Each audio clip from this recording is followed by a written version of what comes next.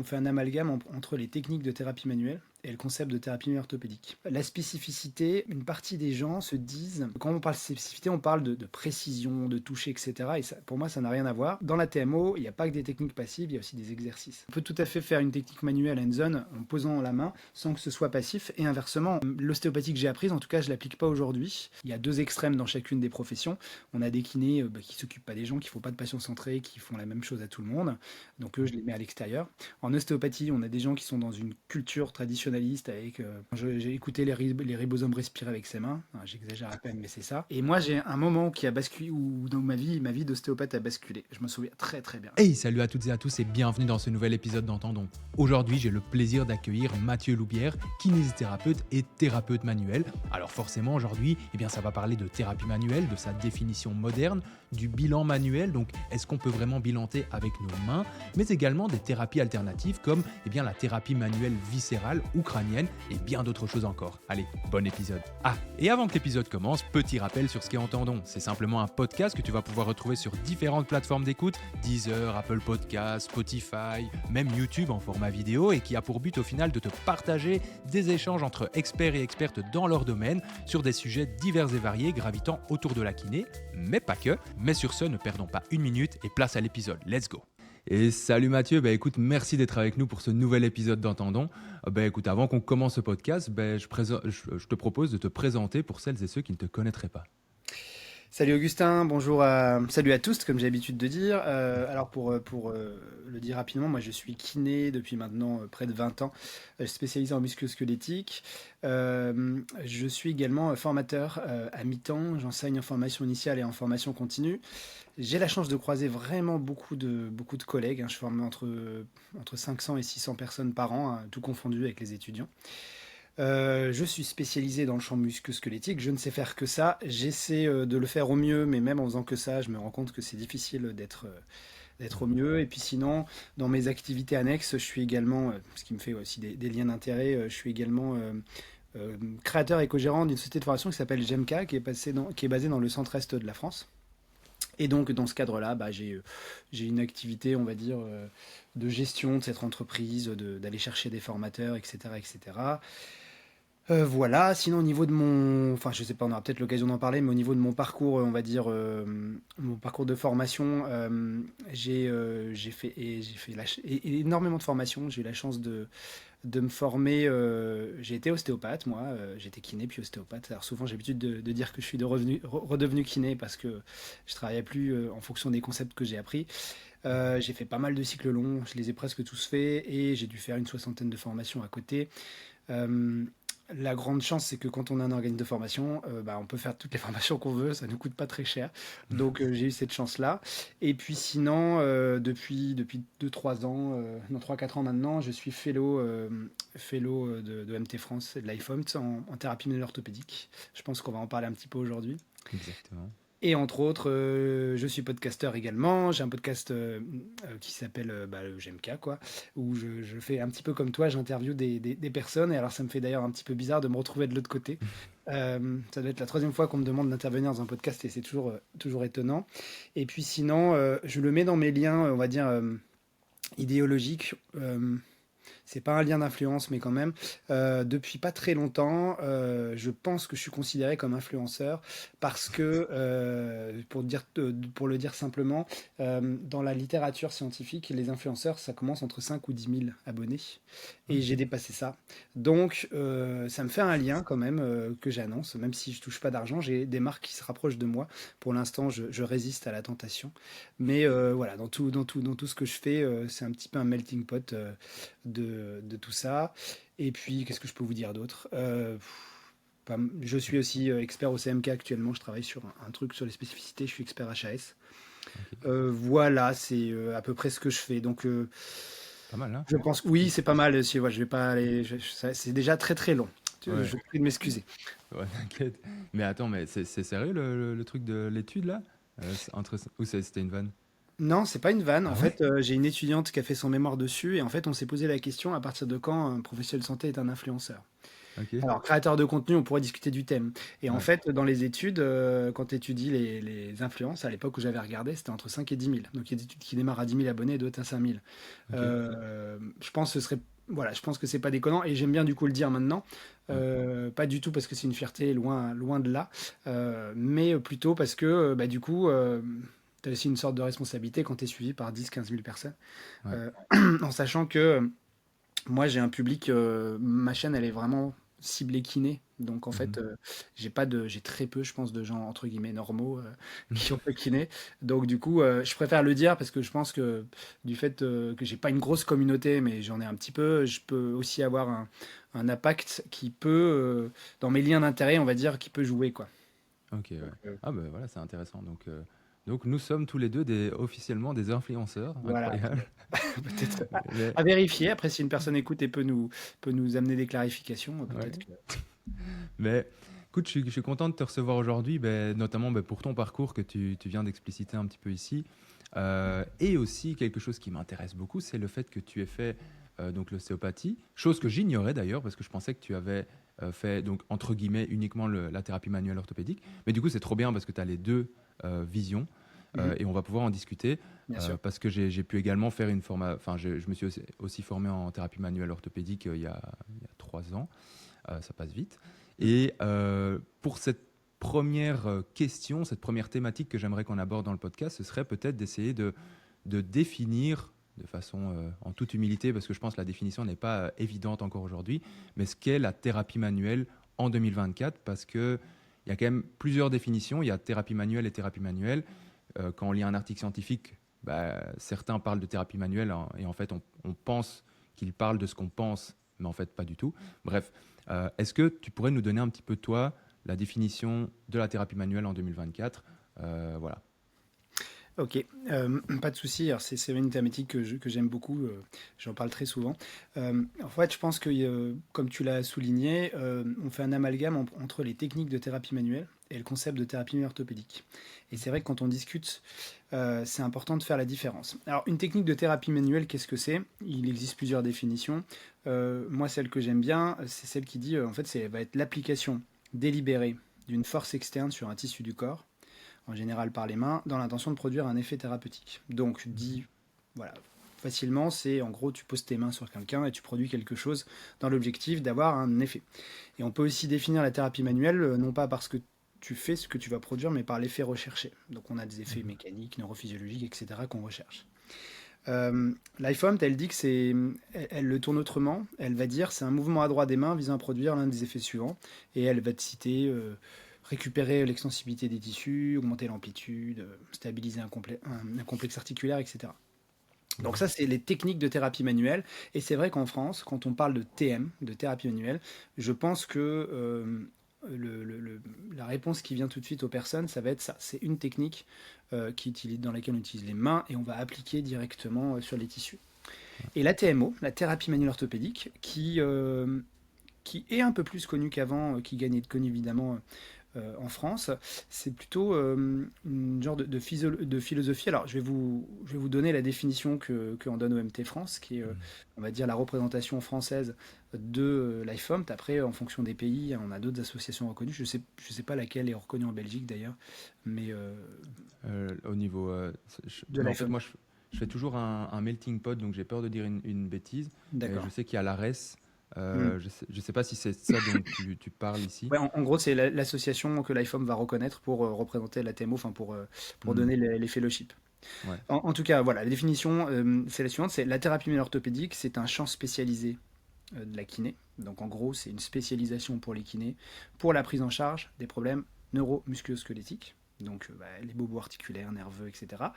Basé sur deux choses principales, un raisonnement clinique et une approche qu'on appelle hautement spécifique. On va y revenir justement. Mhm. Et dedans, ce qui est intéressant, c'est qu'elle contient à la fois des techniques manuelles, qu'on pourrait appeler des techniques de thérapie manuelle, mais également une approche basée sur l'exercice thérapeutique. Mhm. Et l'idée, comme n'importe quelle thérapeutique aujourd'hui, on doit être guidé par le BP, évidemment, les preuves cliniques, et il faut s'intéresser à toute la composante biopsychosociale du patient. Donc en fait, la TMO, c'est ni plus ni moins qu'une spécialisation de la kiné dans lequel on va avoir un raisonnement qui va avoir une petite particularité, on va avoir un raisonnement qu'on appelle modulaire. C'est-à-dire qu'on va essayer, face à un patient qui peut être complexe, hein, ça peut être simple, mais parfois c'est complexe, on va imaginer une lombalgie qui vient, le patient il a mal au dos depuis 2 mois. Et en fait, pour essayer de simplifier et nous aider à trouver des solutions, on va séparer en petits modules notre réflexion. Alors les grands classiques, ça va être se poser des questions sur l'origine de la douleur éventuelle, sur la façon dont elle est produite, nociceptif, neurogène, nocispastique, sur ses facteurs de risque, sur les contre-indications, sur son irritabilité, sur son pronostic, etc.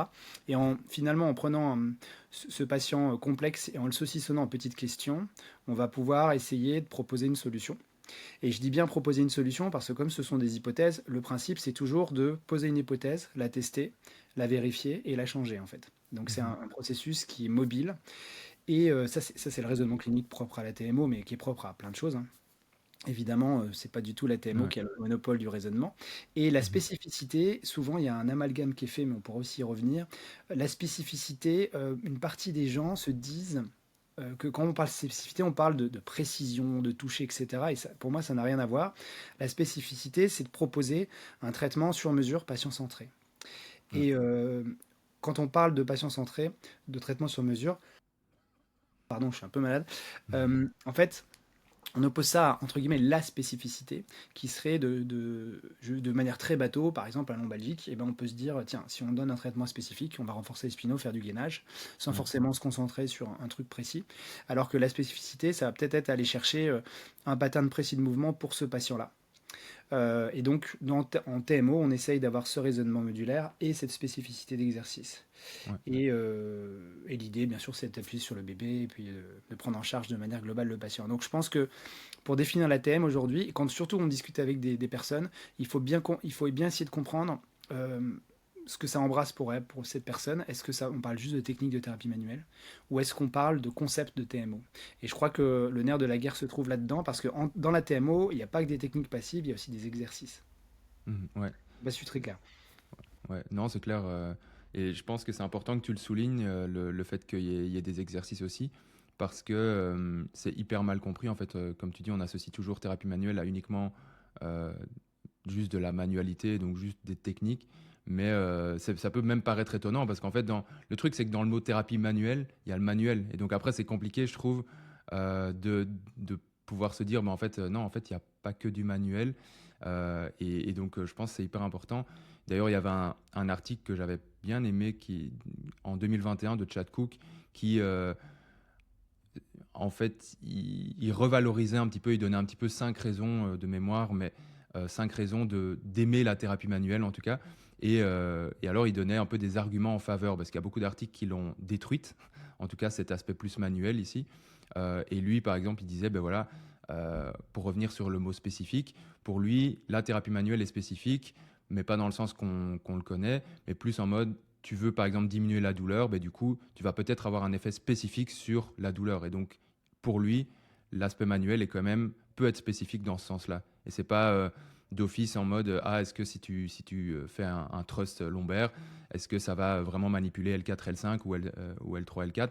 Ça, c'est clair qu'aujourd'hui, je pense qu'on sait que c'est un peu compliqué d'être très très analytique, mais à côté de ça, on peut quand même espérer être spécifique dans les effets qu'on produit de façon globale. Je sais pas ce que toi t'en penses. Oui, je suis assez d'accord. Je pense que c'est l'article dans lequel le titre c'était Demonization of Manual Ah oui, Therapy, je oui. pense. Ouais, Et exactement. il y en a un autre la même année qui est sorti par Daniel Ron qui revient Ouais, aussi sur un autre principe. Enfin, je pense que il y a aussi un amalgame qu'on va faire entre thérapie manuelle et passif. ouais. Euh, Quand on parle de thérapie manuelle, les gens imaginent que c'est forcément passif et c'est pas toujours le cas parce que on aura peut-être l'occasion d'y revenir. Mais si on parle du concept de Mulligan, lui, il va Ouais. proposer des glissés articulaires sur des mouvements actifs du patient. Et j'aime bien aussi citer Marco Gabuti. On avait une discussion autour de ça. Être actif aussi pour un patient, c'est être participatif dans la technique qui va subir, c'est pas le terme, mais quand on met en Mhm. place une technique, Ouais. quelle qu'elle soit manuelle, euh, le patient, on peut le rendre actif en lui demandant de se concentrer sur ce qui se produit, en lui disant, voilà, je vais vous demander de faire, je sais pas moi, un squat, un truc comme ça, vous allez vous concentrer, je vais appuyer sur votre genou dans cette direction, il faut que vous soyez concentré sur le ressenti que vous avez, parce que je vais vous demander de le refaire après tout seul. Enfin, Mhm. je veux dire par là qu'on peut tout à fait faire une technique manuelle hands-on en posant la main sans que ce soit passif. Et inversement, on peut faire une technique active qui est complètement dans le passif. Pour moi, je prends toujours cet exemple. On a tous connu ce patient sur la chaise à quad qui est en train de faire son quad. Et en fait, il Ouais. est sur son téléphone. Et là, au niveau contrôle moteur, Mhm. on n'y a rien. Ou même Ouais. en allant encore plus loin, hein, une électrostime où le patient, bah, en fait, c'est l'appareil qui bosse pour lui. En fait, pour moi, ça, c'est purement passif. Donc, souvent, il y a Ouais. cet amalgame-là qui est fait. Et c'est d'ailleurs pour ça qu'on fait le procès des techniques manuelles, à juste titre parfois, Ouais. évidemment. Mhm. Mais ouais, c'est comme d'habitude dans les discussions. Je pense que c'est toujours une histoire de vocabulaire et de concept, savoir pourquoi, ce que ça embrasse pour les gens. Ouais, c'est ça. Ouais, je suis d'accord avec toi, mais il y a un truc avant qu'on parte un petit peu sur la suite parce que ça Mhm. peut. Enfin, en fait, moi, c'est un sujet que j'adore, mais ici, le fait que tu aies fait ostéopathe, enfin, l'ostéopathie, pardon, et thérapie manuelle, euh, pourquoi est-ce que tu as arrêté l'ostéopathie, en fait? Pourquoi est-ce que. Enfin, arrêter l'ostéopathie, je sais pas si tu as vraiment arrêté, mais si j'ai bien compris, tu t'as viré vers plus la thérapie manuelle orthopédique qui te semble peut-être plus en phase avec les valeurs que tu as aujourd'hui au niveau des soins, ou en tout cas la vision, on va plutôt dire ça comme ça. Euh, Est-ce que tu pourrais peut-être nous expliquer un petit peu? Alors le but, c'est pas d'aller taper sur tous les ostéopathes de France, évidemment, mais c'est plus de comprendre un peu ton cheminement. Et vu que tu as fait les deux, je trouve que c'est assez intéressant. Euh, ouais, j'en parle très souvent parce que souvent ça étonne les gens et c'est aussi pour ça que je le dis. Souvent, je dis j'ai été ostéopathe. Euh, ce qui est d'ailleurs débile de dire ça. Enfin, on va le voir juste après. En fait, Mhm. c'est que moi, j'ai été diplômé en 2005. En France, en 2005, je rappelle quand même que le BP, c'est les années 2000. C'est arrivé en France dans les années 2012-2013.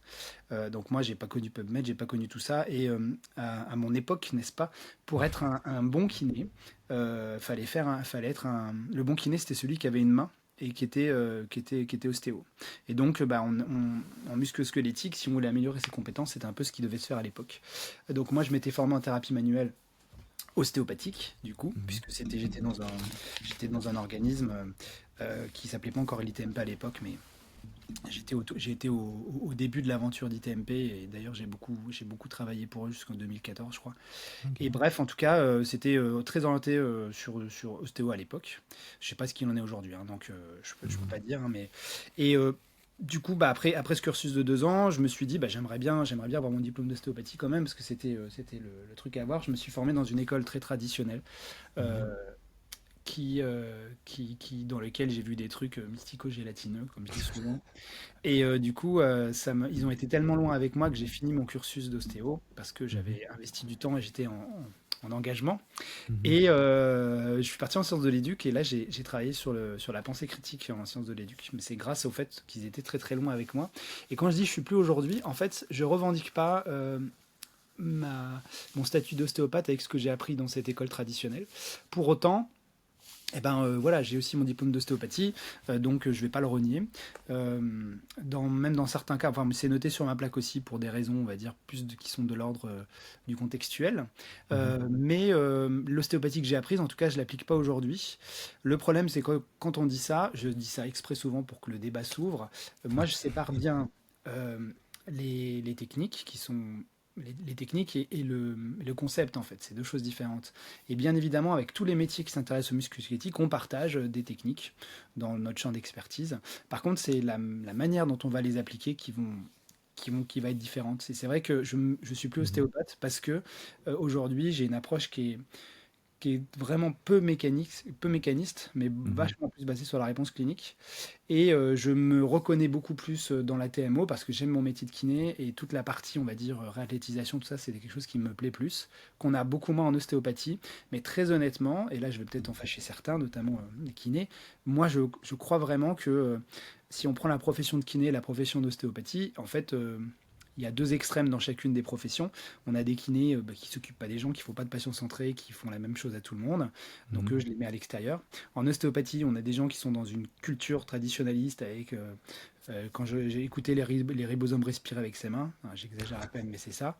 Et après, Ouais. dans l'entre-deux, en fait, on a des personnes qui traitent des patients centrés, biopsychosociales, qui s'appuient sur les évidences scientifiques avec leurs outils à eux. Et moi, je pense que c'est deux professions qui se rejoignent en fait. Et je bosse avec moi, deux collègues ostéo. Très honnêtement, ils bossent comme moi. La seule différence, c'est que eux, ils font beaucoup de court terme parce qu'ils Mhm. n'ont pas tout le versant réathlétisation, euh, exposition à la charge et tout. Et c'est très clair pour eux dans leur tête, si vous voulez. C'est-à-dire que eux, ils sont là pour de 0 à 6 semaines pour que les gens ils sortent de l'irritabilité. Et quand ils voient que c'est un truc qui va durer ou que leur petit conseil ça marche pas, ils m'envoient et en fait on bosse en bonne intelligence. Donc c'est pour ça que moi je me revendique pas ostéopathe parce que ces passions-là je les ai pas et ça m'intéresse pas d'ailleurs. Mhm. Euh, mais je peux pas non plus renier la formation que j'ai eue. Par contre, Ouais. évidemment, tous les trucs un peu mystiques que j'ai appris, je suis plus du tout là-dedans. Mais je suis très heureux d'avoir eu ces cours parce que sans ça j'aurais pas pu me construire. Ouais, en fait, c'est ce qui t'a poussé par Exactement. la suite à t'intéresser à toute cette pensée critique qui est, Exact- je pense, essentielle. Et non, bah, ok, donc c'est vraiment un cheminement, mais en fait, tu gardes ce qui t'est utile et ce qui fait sens Bien sûr. à la vue de la science. Disons que le raisonnement, je ne l'ai pas gardé, mais c'est vraiment un choix sociologique à l'époque, il faut bien se rendre compte. Alors, je ne sais pas quand est-ce que tu as été diplômé, mais Mhm. euh, en termes de génération, moi j'ai plus de 40 ans maintenant, et c'était vraiment à l'époque, il faut bien se rendre compte que les kinés qui sortent aujourd'hui, c'est drôle parce que je trouve que les jeunes que je vois aujourd'hui en IFMK, ils sont vachement tournés vers l'actif, vers la prépa physique et tout. Pour être bon kiné, il faut savoir ouais, charger un patient. Moi, de mon époque, pour être un bon kiné, il fallait savoir faire des tests, toucher, évaluer la mobilité. Donc, Ouais, bah, c'est vraiment sociologique au départ. le paradigme change de fou, hein. Bah oui. C'est moi quand j'ai commencé kiné et je suis pas sorti il y a si longtemps, je suis sorti en 2019, hein, donc c'était hier. Je voulais faire de base, je m'étais dit je fais kiné puis je fais ostéo ma première année de kiné. Et après au fil du temps, voilà, l'ostéo ne m'a plus tellement attiré parce qu'au final je trouvais bien mon compte avec la kiné. Mais j'étais aussi convaincu que il fallait faire les doubles cursus, c'était le Graal quoi. T'avais limite, t'étais Superman. Donc, mais et ici justement, ça nous permet d'arriver sur quelque chose qui m'intéresse aussi et surtout qui m'intéresse d'aborder avec toi, c'est tout ce qui est un petit peu bilan. Alors on va pas on va pas faire un cours de bilan ici, ce serait un peu bizarre et un petit peu long, mais on parle souvent de bilanter nos patients, mais au final, on sait aujourd'hui qu'il est quand même assez difficile de repérer des dysfonctions, enfin toutes ces choses-là.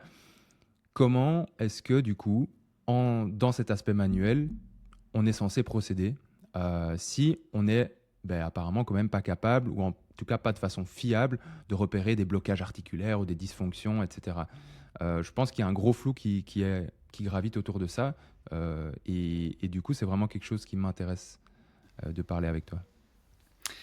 Donc la question c'est qu'est-ce que je fais de... Justement, on parlait de l'ostéopathie, ça fait un lien. Qu'est-ce que je fais avec ces recherches de dysfonction, de blocage, c'est ça? Oui, c'est ça, et si jamais on les utilise pas, Qu'est-ce ben qu'on en fait? ouais, je pense que tout kiné pourrait se dire, bah ok, qu'est-ce que je fous alors du coup? Hmm. Comment je fais? On va prendre un cas emblématique que beaucoup de gens connaissent, mais je trouve qu'il illustre parfaitement cette situation. Même pour tout vous dire, moi j'organise un cycle de thérapie manuelle que je donne dans GMK, là, un cycle de 2 ans, et je commence toujours, et j'ai pas voulu changer, par la sacroiliaque, les 2 premiers séminaires. Mhm, Parce que cette sacroiliaque, c'est un sujet extraordinaire pour étudier les différents concepts et décisions. En fait, la sacroiliaque, euh, en gros, il y a deux façons de l'évaluer. Il y a des thérapeutes qui vont évaluer son amplitude de mouvement. Et donc, s'ils trouvent un blocage, ils vont appeler ça une dysfonction. Sauf que quand on veut évaluer l'amplitude de la sacroiliaque, vous savez comme moi que c'est quelques millimètres de mouvement. Et on se rend compte quand on essaie d'être, il me semble quand même de bonne foi, que c'est pas possible d'évaluer ça manuellement. Euh, Parfois on ressent une raideur, etc. Mais il faut aussi se rappeler que nous sommes victimes de nos réflexes idéomoteurs et parfois on sent des choses parce qu'on a envie de les sentir. mhm, Moi le premier, évidemment. Et donc quand on veut évaluer un problème d'amplitude sacroiliaque, ça pose des vraies questions de reproductibilité et de validité. Et à côté de ça, on a une autre façon d'évaluer la sacroiliaque, c'est-à-dire on va la contraindre pour voir si quand on la contraint, ça reproduit les symptômes de consultation. mhm, Et donc, avec cette sacroiliaque, du coup, on a d'un côté une vision de gens qui vont mettre les pouces sur l'articulation, qui vont essayer de faire des rebonds et se dire, bah, celle-ci bloque, mhm, versus ceux qui vont provoquer une compression articulaire, une distraction pour voir si ça reproduit les symptômes. Et en fait, les deux populations vont pas avoir du tout la même prévalence à la fin. De façon très... alors j'ai le chiffre pour les sacroiliacs qui provoquent de la douleur. Par exemple, la SLET, il dit, voilà, mes patients, 8 à 10%, 6 à 8%, je crois, enfin je sais plus exactement, mais en gros c'est de cet ordre-là. Dans ma consultation, j'ai 6 à 8% des patients, l'origine, elle est en partie sacroiliaque. Et à côté de ça, ben, on a dans certains patients qui ont été voir des ostéopathes ou d'autres professionnels, des kinés aussi, et ils vont se retrouver systématiquement avec le bassin bloqué. Pourquoi cette différence de prévalence? Eh ben, simplement parce qu'on ne teste pas la même chose. D'un côté, on teste la perte d'amplitude Mhm. présumé. Et de l'autre Ouais. côté, on va tester la reproduction. Et je pense que le fond du problème se trouve là, c'est-à-dire que dans des thérapeutiques, on va dire traditionnelles, si on peut dire ça, comme on est issu, on est dans la continuité d'une tradition mécanistique, on va chercher la perte d'amplitude. Hein, c'est très vieux, hein, ça date de 1873, hein, cette vision-là, où on va essayer de chercher les pertes d'amplitude avec cette idée que si j'en redonne, euh, le patient ira mieux, en sachant qu'en plus c'est toujours plus simple de redonner de l'amplitude que de la limiter, hein, évidemment. Ouais. Le truc, c'est que ce raisonnement-là peut fonctionner sur certaines articulations. Je pense à un coup d'un genou, l'amplitude, elle est très importante. Donc quand il y a une perte d'amplitude, c'est facile de le voir. Là où ça pose beaucoup plus de problèmes, c'est sur la colonne.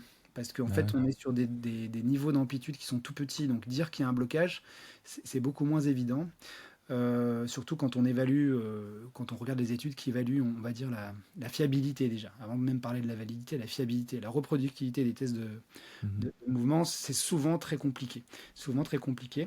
Mais de temps en temps, on a des surprises. Par exemple, au niveau cervical, il y a une vieille étude de Gwendoline Jules qui datait des années 80, 88, je crois, Mhm. dans lesquelles elle a évalué les PA. Alors, pour ceux qui ne connaissent pas les PA, c'est vous mettez le patient sur le ventre, vous posez les pouces sur une vertèbre. En fait, elle s'est posé la question, est-ce qu'on est capable de dire quel est l'étage le plus raide et de reproduire ça? Et en fait, quand on fait ça, on n'est pas trop mauvais non plus. Après, la question qui se pose, est-ce que c'est parce que est-ce qu'il y a un lien entre la raideur et la douleur? Mhm. Vaste débat. Ouais. Deuxième podcast, allez. Ça vaste débat. Ouais. Maintenant, je pense que le point vraiment d'achoppement est de dire, moi aujourd'hui, j'évalue très très peu la notion de d'amplitude et je l'évalue d'autant moins si l'amplitude disponible est peu importante. Donc sur le rachis, je vais être très très prudent avec ce que je vais ressentir parce Ok. que je me méfie énormément de moi. Maintenant, sur des articulations périphériques, Mhm. où le battement articulaire est plus grand, j'ai un peu plus confiance. Je pense à une cheville, par exemple, Mhm. un talus, par exemple, on a des tests maintenant. Bah, des fois, j'ai l'impression que le talus veut pas reculer. Je pense que je suis moins dans l'erreur que sur une sacroiliaque, c'est une évidence. Donc c'est Ouais. pour ça qu'il faut faire attention de ne pas jeter bébé avec l'eau du bain, hein. Ça dépend de quoi on parle. Globalement, pour moi, hein, plus l'articulation a un débattement faible, plus il faudra se méfier de notre ressenti, de la sensation de blocage. Il faudra privilégier plutôt la provocation de symptômes. Je sais pas Ok. si tu as, ce Ouais. regard-là aussi. Et si ça répond à ta Ouais. question.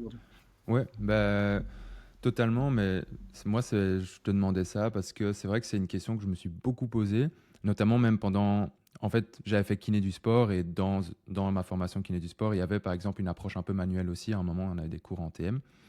Et donc, c'était beaucoup basé, ces cours-là, avec une philosophie sur les dysfonctions, en fait, très traditionnelles, ostéopathiques, je pense. J'ai jamais fait de l'ostéopathie, mais vu que les personnes qui nous donnaient cours étaient des ostéopathes, je pense que je peux déduire que c'était quand même généralement une vision plus ostéopathique. Et j'avais beaucoup de mal, même si tout ce qu'ils faisaient, je me disais, mais ça a l'air très évident pour eux.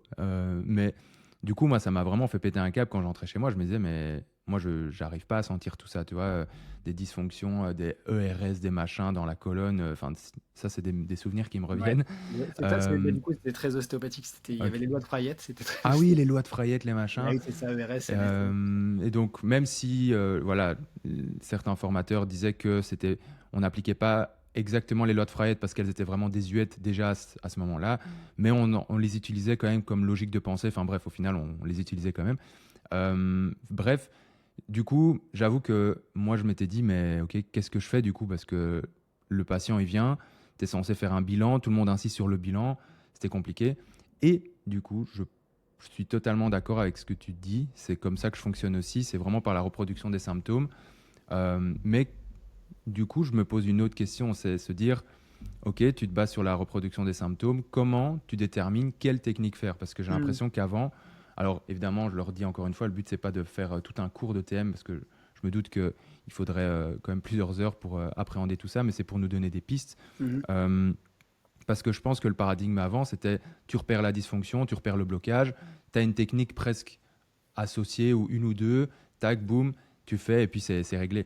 Ici, Mhm. en se basant sur la douleur, jusqu'à quel point, et ça c'est une question ouverte, est-ce qu'on peut se dire que on fait en fait juste la technique qu'on préfère, avec laquelle on est le plus à l'aise, qui est la plus confortable pour le patient, mais du coup il n'y a plus vraiment une technique spéciale, tu vois, qu'on Mhm. tourne un peu vers la gauche, vers la droite.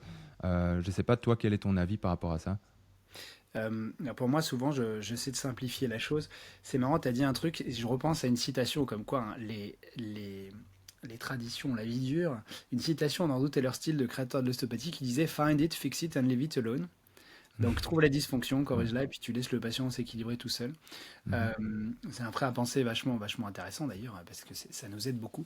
En Ouais. fait, ce que je voulais rajouter, c'est que, à mon avis, qu'on soit dans l'approche mécaniste de perte d'amplitude ou de reproduction de douleur, toute la question c'est de se dire qu'est-ce que je fais de cette information. Parce que dans l'absolu, moi, si une personne me dit j'ai une sensation de blocage, ça ne me dérange pas qu'elle ait ça, si c'est la seule info qu'elle a au début pour produire quelque chose. Et moi, ce qui compte, à mon avis, pour moi, c'est pas le fait d'avoir l'information de départ, c'est surtout qu'est-ce qu'on va en faire et vers quoi je vais aller. C'est pour ça qu'on parle de test et retest. Donc, comment on choisit effectivement, on va prendre l'exemple des lombaires. Euh, on sait quand même dans la littérature maintenant que qu'on ne peut pas être précis sur un étage, que le côté importe peu, qu'il n'y a pas une grosse différence entre les novices et les expérimentés. Du coup, mon discours, il est double. C'est-à-dire que pour choisir de mettre en place une technique, il faut qu'on ait un point de départ. Et ce point de départ, je crois qu'il y a deux situations possibles. Soit dans ton concept de prise en charge, tu es plutôt à l'aise avec les concepts mécanistes et c'est ton, entre guillemets, ton prêt-à-penser qui t'aide à avancer. Et dans ce cas-là, tu peux tout à fait réfléchir à un truc tout con. Le patient, il a mal quand il se tourne à gauche. Probablement que la rotation gauche, il va pas. Je suis dans une démarche structurelle. J'ai envie de récupérer de la rotation gauche. Du coup, je vais placer mon patient de façon à pouvoir l'avoir, cette rotation.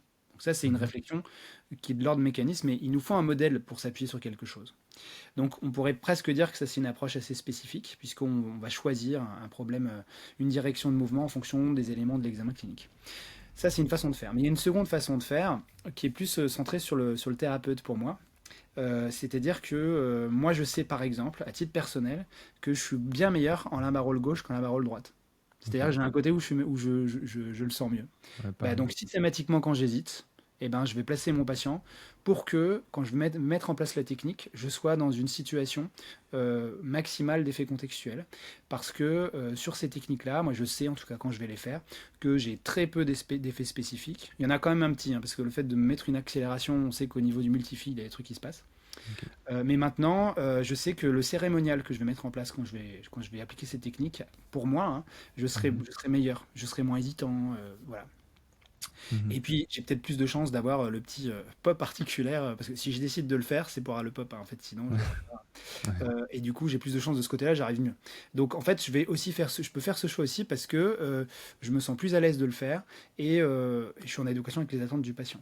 Donc, je Mhm. pense qu'on peut s'appuyer sur les deux, mais la question qui se pose surtout, c'est de savoir, de bien retenir que c'est pas le seul modèle possible et qu'il y a les deux façons de procéder. Maintenant, sur certaines, on pourra parler ensuite des dérives, parce qu'il y a beaucoup de dérives dans l'ATM, il faut toujours se Ouais. méfier quand on choisit de mettre en place une stratégie de traitement sur les risques à moyen long terme, notamment par rapport à l'autonomie des gens, par rapport à tout ça. Euh, Il n'y a pas que le passif hein, qui a des effets à long termistes négatifs sur l'autonomie. Je pense que parfois, par exemple, ceux qui font beaucoup de travail musculaire, etc., il y a un effet délétère aussi derrière, c'est on a des gens qui vont garder à vie la même adaptation sur un mouvement particulier parce qu'on leur a dit, bah, faut se placer comme ça, etc. Je Mhm. veux dire, il n'y a pas que le passif qui a le monopole des Ouais. problèmes d'autonomie plus tard. En tout cas, pour répondre à ta question, j'espère que j'ai réussi à répondre. Je pense Mhm. que sur quel modèle je peux m'appuyer, il y en a plusieurs. Qu'est-ce que j'en fais et surtout comment je reteste après sur mon modèle et pourquoi. C'est une réponse bizarre que j'ai fait. Non, t'inquiète. Non, non, t'inquiète. Perdu dans ma réponse. Mais en fait, je pense que déjà, c'est pas une question facile, c'est une question assez qui peut partir un peu dans tous les sens, sachant que, comme tu dis, il n'y a pas qu'un modèle réflexif qui existe. On n'a pas cette prétention-là. Je pense qu'il y a en kiné, il y a et sûrement en ostéopathie, mais je ne m'avancerai pas parce que je ne suis pas ostéopathe. Mais il y a plusieurs façons d'arriver à un même objectif ou à un même résultat. Et moi, je suis convaincu que un patient qui a mal et on lui fait 5 trusts, 5 trusts différents, il y en a la plupart qui peut-être le soulageront si les effets contextuels sont les mêmes, etc. Et donc, moi, pour répondre à ma propre question, au final, je suis plus ou moins, on va dire même totalement d'accord avec toi, c'est-à-dire je me base pas mal sur la douleur aussi et je fais beaucoup du test-retest. Je pense que ça, c'est une des clés. C'est vraiment quelle est la problématique du patient, dans quoi est-ce qu'il est gêné. On teste. Si Mmh. notre technique a eu un effet, c'est OK en fait. Et je pense qu'on arrive dans une ère où il faut choisir sa technique en fonction Ouais. de notre aisance avant tout, et plus parce que dans notre catalogue de techniques, il est mis cette technique-là, elle va remettre la vertèbre Mmh. en dérotation de machin, de Ouais. machin. Et je pense que ça simplifie pas mal. Et à la fois, ça peut créer un flou. Parce que du coup, les gens vont dire, mais du coup, on peut faire n'importe quoi. Ouais, Oui. ils vont dire, OK, donc quelqu'un a mal au dos, je le mets un peu en mise en tension, tac, et on s'en fout. Donc, je me demande en fait même jusqu'à quel point, enfin, comment les cursus de thérapie manuelle maintenant vont donner même des cours de bilan, etc. Parce que moi, à l'époque, on me donnait quand même des cours qui gravitaient autour quand même de la recherche un peu Mmh. de blocage, etc. Tu vois, et je me demande vraiment, enfin c'est une question qui me vient, comment est-ce que ça va s'organiser maintenant? Parce que tu vois, ce qu'on vient de dire maintenant, ça pourrait se résumer presque je pense en 1 heure, en 1 heure de cours, tu fais un condensé de ça, c'est pas très compliqué, test, retest, tu montes des techniques, mais au niveau bilan, je sais pas. Je n'ai pas été dans un cursus de TM récemment, donc je peux pas plus expliciter. Mais voilà, je sais pas ce que toi t'en penses au niveau de l'organisation un petit peu de de Ouais, ces cours. avant de te répondre, je voulais juste revenir sur Ouais. un point de détail que tu as dit qui est très juste. Sur le fait que le test-retest, c'est vraiment important. Après, il faut se méfier aussi, parce Mhm. qu'il y a certaines personnes qui peuvent penser, parce que c'est mieux, ma technique a fonctionné. Et c'est pas Ouais. parce que c'est mieux que c'est le mécanisme que tu penses qui a marché. Donc en Ouais. fait, quand on met en place une technique, il faut bien se dire qu'on s'appuie sur quelque chose de départ, mais le résultat ne prévaut pas des présupposés primaires, primitifs. Ouais. Voilà, c'est une phrase un peu complexe pour dire qu'il faut faire attention. Et la deuxième chose, il y a Bialowski, qui est un auteur que je vous encourage à lire si vous voulez étudier tout ce qui est effets relatifs à l'ATM, qui a fait un papier qui s'appelait Le Buffet. Alors, je ne me souviens plus le nom du papier, mais c'était il y a 2 ans, 2, 3 ans, et dans Mhm. lequel il dit finalement une technique, une séance de kiné, c'est la rencontre de deux personnages, un patient qui a des attentes, un kiné qui a des attentes, et c'est un petit peu comme un buffet. Bah, en fait, on pourrait aussi se dire au patient, voilà, qu'est-ce que vous attendez de moi, qu'est-ce qui semble fonctionner chez vous en général. Donc il va nous dire, bah, moi c'est plutôt l'actif, le passif, les manips, je veux que ça craque, je veux pas que ça craque. Et après, à partir de là, à partir de ce présupposé, on peut aussi se poser notre question à nous, qu'est-ce qu'on n'aime pas. Moi, à titre personnel, j'ai mis des années à comprendre que j'aimais pas faire des manips trust en cervical. C'est un truc que j'aime pas. Et en fait, Mhm. j'ai mis vachement de temps à dire, bah, en fait, j'aime pas, donc je vais arrêter, parce que j'ai pas envie de faire des trucs qui me plaisent pas. Et donc, du coup, dans cette rencontre entre un thérapeute qui aime ou pas faire quelque chose et le patient, bah, on va trouver un espèce de consensus. Et l'idée, c'est, une fois que ce qu'on s'est trouvé, de le faire progresser. C'est pour ça que moi, je suis convaincu qu'il y a des patients qui ne nous correspondent pas. Et moi, j'ai aucun souci, lorsqu'un patient il a des attentes qui sont différentes de ce que je peux produire, de lui dire, bah, écoutez, allez voir monsieur machin, que ce soit dans un sens ou dans l'autre. Hein, tu as des gens qui veulent des thérapies purement passives, des thérapies des machines. Ça ne me dérange pas de les envoyer à quelqu'un qui a un appareil de choc, moi j'en ai pas. Et inversement, des gens qui veulent des thérapeutiques vraiment plus réattelées, en mode renfort musculaire, athlète de haut niveau et tout. Moi, j'ai pas beaucoup de matos pour faire ça, je peux pas charger très fort dans mon cabinet. Donc c'est Mhm. pareil, je vais renvoyer. Donc il y a ces deux notions-là, il y a cette notion vraiment de qu'est-ce qu'il attend lui, qu'est-ce que j'attends moi, cette rencontre entre les deux. Et je pense que c'est ça un soin patient centré. Ouais. Et pour répondre à ta question, pour les bilans en thérapie manuelle, euh, c'est vrai que je veux pas que notre discussion laisse penser non plus qu'un labarol, ça peut s'apprendre en 1 heure. Je dis pas Ouais. que c'est ce que tu as dit, mais il y a quand même un truc, et que je remarque notamment en IFMK maintenant, les programmes ils ont changé, à juste titre, et c'est très bien. Mhm. Maintenant, je trouve quand même, avec tous les étudiants que je vois, qu'il y a une petite perte de compétences dans les compétences gestuelles du thérapeute. Et ça peut avoir quand même un impact parce que on sait qu'un labarol, il y a peu d'impact sur le résultat, mais tu as quand même des données à mettre en place pour que ce soit confortable. Et le confort, ça fait partie des 4 piliers pour mettre en place une technique articulaire. Vous avez Ouais. la sécurité, vous avez l'acceptation, je cherche euh, on appelle ça éclairé, j'ai pas le mot, mais Euh, normalement, tu dois recueillir voilà, Ah, consentement. l'avis. Ouais, le consentement, ouais, ok, oui. Donc il faut un consentement, il faut de la sécurité, et il faut du confort. Et le confort, pour le coup, là, c'est quand même l'expertise du thérapeute qui a produit la technique. Alors, je dis Mhm. pas qu'il faut 1000 heures hein, pour maîtriser un labarol, mais il faut quand même une certaine gestuelle et le faire. Il y a des techniques qui sont plus ou moins longues à obtenir en termes de capacité. Mhm. Maintenant, c'est pas 200 heures, ça c'est une évidence, Ouais, mais c'est peut-être pas non plus une heure. ouais. Et souvent, je vois mes étudiants kinés là, qui arrivent en dernière année, je leur demande de produire la technique toute bête, même de massage, hein. Moi, j'ai pas honte de dire que dans certaines situations, bah, t'as des nociceptions cutanées, il faut faire péter des douleurs cicatricielles, bah, il faut masser. Mais en fait, Mhm. sur ces compétences de base-là, ils vont des fois me dire, mais monsieur, il n'y a pas de preuve, je fais pas. Bah, je lui dis, avant de dire qu'il n'y a pas de preuve, déjà, essaie de faire la technique correctement, Mhm. comme on te l'a apprise. Et puis, dans certaines situations, moi, je pense que toutes les techniques sont bonnes en fonction des situations. Ça dépend. Ouais. Donc, j'ai l'impression qu'il y a une perte technique qui se fait. Après, on a été très loin dans le cursus que tu as eu. C'est comme moi. Je suis désolé, mais les lois de Freinet, c'est complètement débilos. Enfin, même les Mhm. enseignants encore aujourd'hui, c'est débile. On sait que ça n'existe pas. Alors, même en support pédagogique, on nous dit c'est le support pédagogique pour faire réfléchir les gens.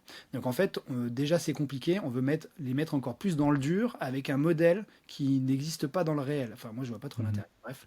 Ouais. Donc je crois que là-dessus, sur la technicité, faut pas non plus imaginer que en 2 heures on peut apprendre une technique. Et Ouais. j'en arrive à ta question. Qu'est-ce qu'on fait en bilan?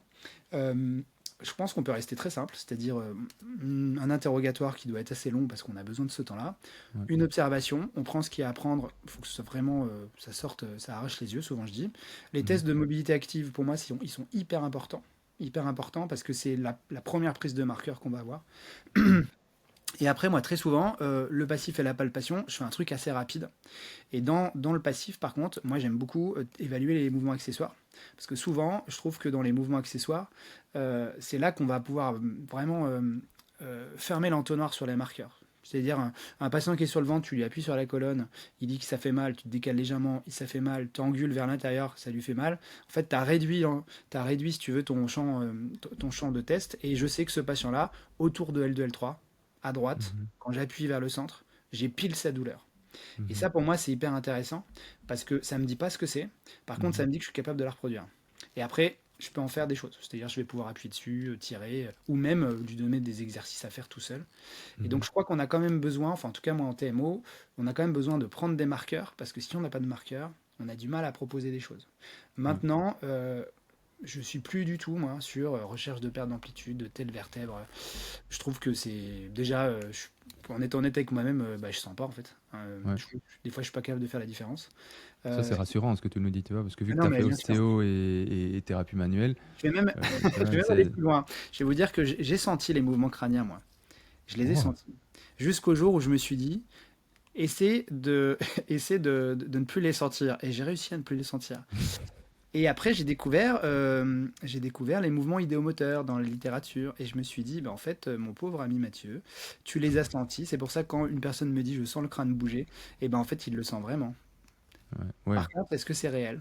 Et il serait de m'imposer encore une fois, mais c'est simplement pour te dire que tu arrives à la fin de cette première partie. Donc en fait, à partir de maintenant, ben, tu l'auras peut-être compris, on a décidé, sur base de vos retours et aussi de notre bon sens, de se dire que les longs épisodes, donc qui duraient plus qu'une heure et demie, 2 heures, 2 heures et demie parfois, eh bien on a décidé de les scinder en deux parties. Simplement, ben, ça facilite le parcours des épisodes, parce que quand tu as un épisode de 3 heures et que tu oublies où tu étais, et que tu dois commencer à rechercher où tu étais, etc., ou que Spotify a oublié de notifier ta progression, c'est parfois vachement galère et ça décourage parfois même de continuer d'écouter le podcast. Donc voilà, simplement c'est pour te dire que c'est la fin de cette première partie, mais t'inquiète pas, il y a une deuxième partie qui arrive très très bientôt. Et pour ne pas la louper, eh bien n'hésite pas à venir nous suivre sur les réseaux, sur Instagram, sur la plateforme d'écoute sur laquelle tu nous écoutes, ou même sur YouTube si tu veux du format vidéo. Allez, on te remercie pour ton soutien et on te dit à très très vite sur Entendons. Ciao. Ah, et avant que tu partes, voilà un petit message simplement pour te remercier, pour vous remercier, parce qu'on espère quand même qu'il y aura plus qu'une personne qui va nous écouter.